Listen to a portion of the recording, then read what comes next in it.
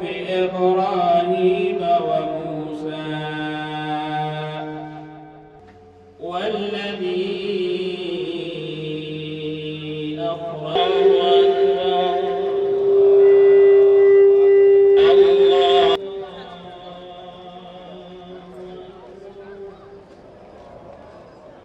الله أكبر.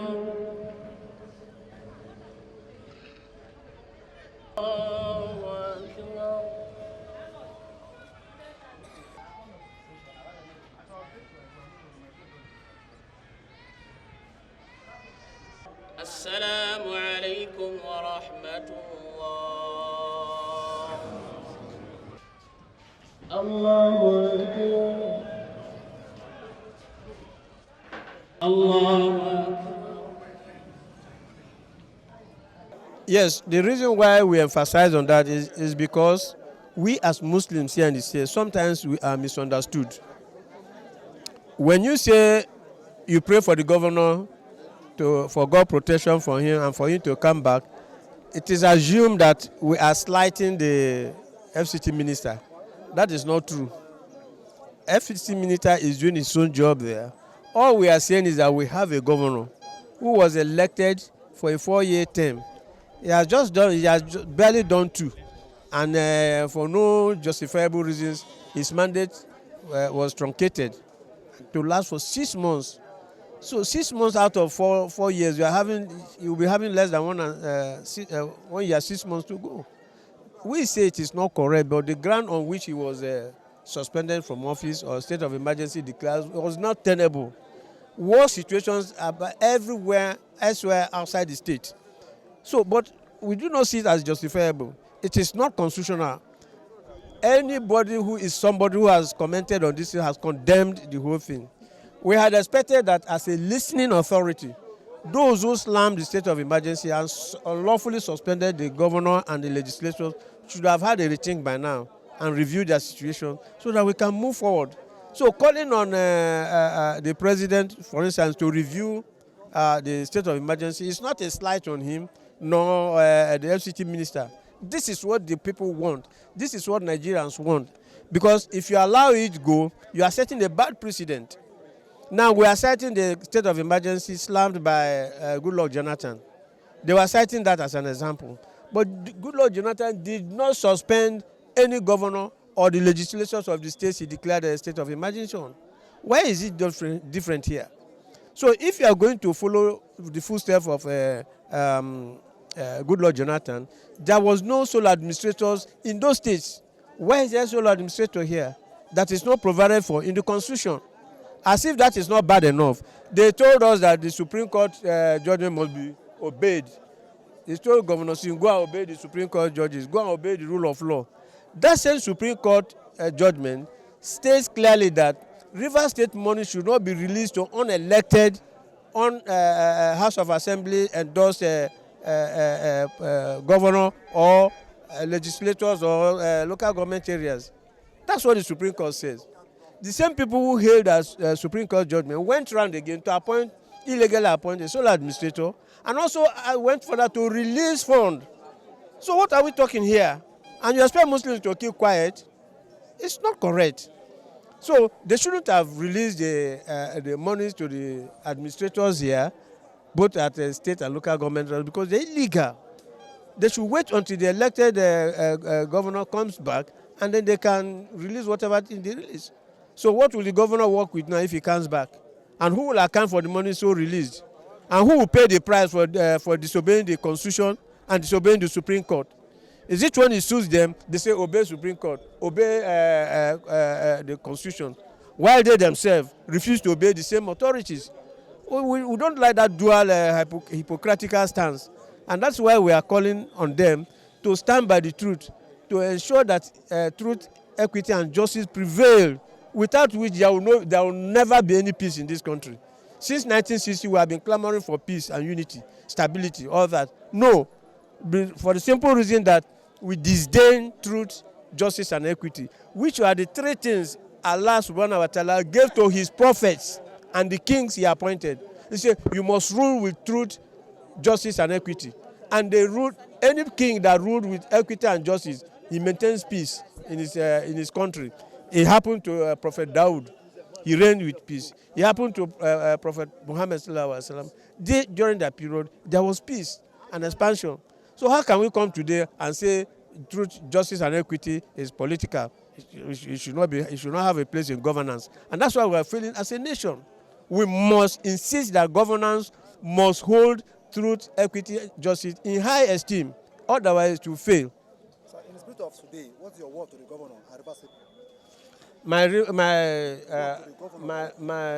word to the governor is that he will continue to exercise patience the way he has been done, but he should not compromise the mandate given to him by Rivers people. He should not, otherwise he will bear the consequences of it. Whatever thing whatever dealing they are dealing, whatever method they are using to agree to establish peace, he should realize that what is paramount is the mandate given to him. It must not be abridged. Rivers people must not be shortchanged or mortgaged to the interest of other primordial entities.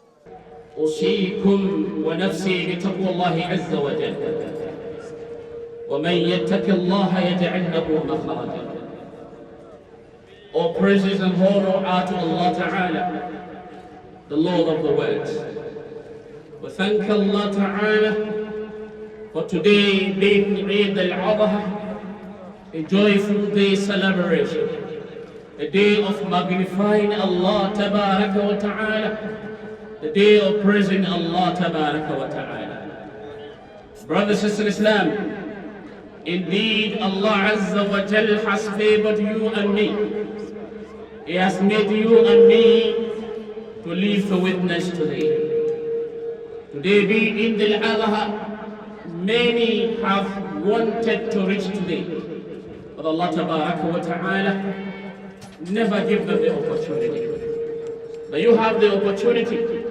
Today being the day of Yawm al-Nahar, the day of sacrification, the day our father Nabi of Allah Tabaraka wa Ta'ala, Khalilullah Ibrahim alayhi salatu wassalam, wanted to sacrifice his son for Allah Tabaraka wa Ta'ala. But Allah Tabaraka wa Ta'ala ransomed him, Ismail alayhi salatu wassalam, with the sacrifice of a ram, which Allah Ta'ala commanded angel to bring to Ibrahim alayhi salatu wassalam. What was the incident before that? Because his obedience to Allah and that of his son to Allah wa Ta'ala. Allah shows them what they offer Allah wa Ta'ala, accepted it wholeheartedly. Brothers and sisters, indeed, wherever you are and whatever you are doing, remember Allah Tabaraka wa Ta'ala sees you. As each and every one of us going back today to our various homes, I know many of us will sacrifice, many of us will not sacrifice.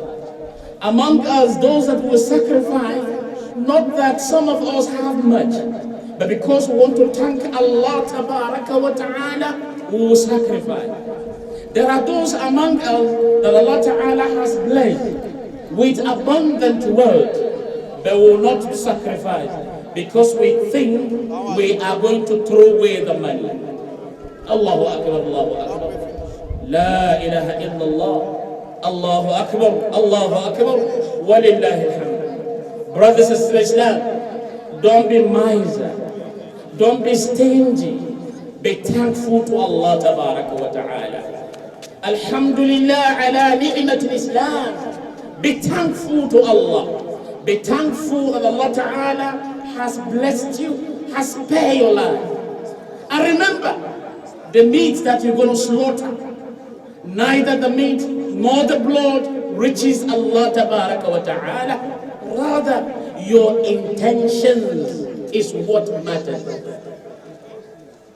Ibadallah, brothers and sisters, in everything you do, thank Allah Ta'ala, thank Him that Allah Ta'ala says. He says, when you thank me, I will add more blessings to you. But if you refuse to thank me, my punishments are severe. May Allah Ta'ala make it easy for each and every one of us. My brothers and sisters in Islam, you should remember, as you are going back to your various homes, there are those your neighbors, those that are Muslims and those that are not Muslims. Extend hands of fellowship to them. Cook meal, invite them to your house, sit them together and eat. It increases bond and it shows us them that you did not despise them. What about your Muslim brothers and sisters? You should know that your Muslim brothers and sisters pay a visit to each other and exchange pleasantry to each other. تقبل الله منا ومنكم صالح الأعمال عباد الله. My brothers and sisters, be dutiful to Allah wa ta'ala. Allah Ta'ala will help you and make it easy for you. Brothers and sisters, it is not one thing of us. Many a times and our attitudes, especially on Eid ground. It is sunnah, whenever you come to the Eid, you sit down, wait for the Imam. After the prayer, you sit down and listen to the khutbah. This is the sunnah of the Prophet ﷺ. But it's quite unfortunate in our era and modernity where we are today. As soon as the Imam said taslim and starts khutbah, everybody are rushing to take snap, pictures and the rest. Everybody will be standing and talking and discussing. Some amongst our brothers and sisters will be clumping and hugging each other. This is abhor, is un-Islamic. Another thing again, Eid is not a showing ground where you come with attire that you like, you dress as you like, you exposes your bosom for people to see. How do you think, especially my sisters, that brothers and sisters, brothers will look at you in that manner and say you are morally upbringed, you are morally brought up. You must dress properly so that Allah Ta'ala will have mercy on you and grant you success and grant you hidayah in whatever you do. My brothers and sisters, in whatever you are doing, remember Allah sees you, whether in the open or in the secret. As such, we need to understand where we are and our connections with Allah Ta'ala.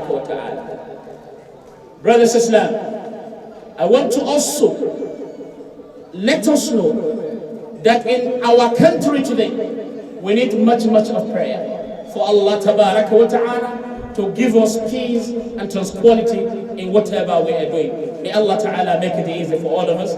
May Allah strengthen our faith in Iman. May Allah Ta'ala better our faith في الدنيا والآخرة. May Allah Ta'ala grant us success in whatever we are doing.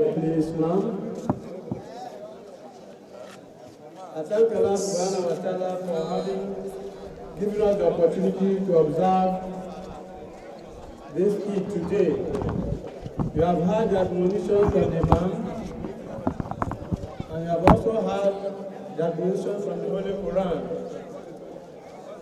I stand to congratulate all of you, those who have been able to observe the Eid and those who are not able to.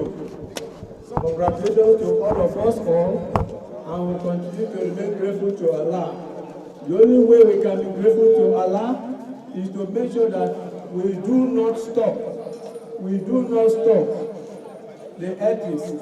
We do not stop the injunctions. We do not stop the instructions given to us about today and what led to today. It is a reminder that we should be of spiritual faith on Allah. We must believe that Prophet Ibrahim did with his son Ishmael. They believe totally in Allah, and Allah has created ordained this day to honor them. And then we are here today, more than 3,000 years, doing what they have been doing at that time. So I urge people to remain law-abiding remain law-abiding, shun anything that will bring crisis, anything that will bring you as Muslims and others at loggerheads. Please shun that. Islam is a religion of peace. You should be ambassadors of peace wherever you are. That is not to say that if you have any threat or violation to your rights or your persons or your welfare, you should not react by letting the authorities know. Don't take laws into your hands. Disclose your intentions to the security agencies. They will be able to bring peace. And then again, as you celebrate, please pray for the country, pray for the president, pray for the state, River State, pray for the governor especially. Pray for him that Allah should protect him, that Allah should provide for him, that Allah should bring him back to continue from where his amendment has been temporarily abridged. He has been a Muslim-friendly governor, and we appreciate him. We pray that he should come back to continue his good work in River State. Our stand is on justice and equity and what is true. We are not to be misconstrued that we are antagonistic to any group or to any person. All those concerned in the crisis in River State, they are top Rivers indigenes. We hold them in high esteem. And just as we hold the governor, we also hold the minister who has been representing us well in his office where he is. But all we are saying is that when it comes to the issue of truth, justice, and equity, we Muslims were enjoined to side with truth, equity, and justice. If that three cards fits you, it's okay. If it does not, we are not to blame. We are not expected to side with injustice. We will no longer be Muslim because Allah upholds injustice. For that reason, we continue to pray for unity. We continue to pray that truth, justice, and equity should prevail. Because where they prevail, there is peace. Where there is no cheating, there will be peace. Where there is no hatred, there will be peace. These are the things we are asking. And we as Muslims, we have been charged, we have been given the tools with which to ensure peace in the society. Just as the Imam says, it is we who are witnesses for mankind. And Nabi Muhammad sallallahu alaihi wasallam will witness for us as Allah will witness for him. So remember that if there's any kind of injustice or inequity in your surroundings and you do nothing, then you have contributed to that injustice and Allah will hold you accountable. I pray that Allah give us the opportunity to witness another Eid. We pray that Allah should touch the heart of our leaders so that they can come up with policies and programs that are people-oriented, that are meant to alleviate the sufferings of the people. There is a lot of suffering in the land. There is too much hunger in the land. There is too much violence in the land. Insecurity, everything. This is not what the Ummah bargained for. Therefore, we pray that Allah should touch the heart of our leaders so that they will take policy that will eliminate this so that we can live a better life and dedicate our services to Allah the way we did fit. We pray that this time around next year, Allah will guide us also so that we're able to converge here to be able to give glories to Him. But as we go back, may Allah continue to bless us and protect us. Allahumma rabbana la tisku rabbana ba'idha tanadlana min ladunka rahmah innaka antal wahhab. ربنا آتنا في الدنيا حسنة وفي الآخرة حسنة وقنا عذاب النار سبحان ربك رب العزة عما يصفون وسلام على المرسلين والحمد لله رب العالمين.